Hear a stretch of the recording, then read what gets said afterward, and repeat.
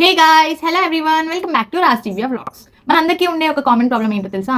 Dandruff. అంటే కొంతమందికి ఉండకపోవచ్చు కూడా.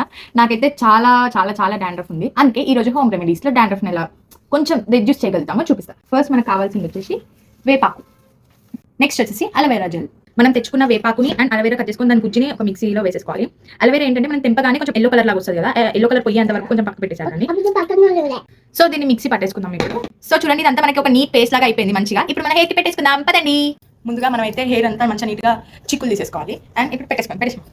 అలోవెరా అయితే ఎవరికైతే కొంచెం ఇట్లా హెడ్ ఏక్ అట్లాంటి మైగ్రేన్ పెయిన్స్ అట్లాంటివి ఉంటే వాళ్ళు అవాయిడ్ చేసేయండి. అలోవెరా ఓన్లీ వేపాకు కొంచెం వాటర్ పోసి పెట్టుకున్నా ఏం కాదు. అది గుండు. మనం ఆయిల్ ఎలా పాయ తీసి హెయిర్ అప్లై చేసుకుంటామో ఇది కూడా సేమ్ అట్లానే అప్లై చేసుకోవాలి.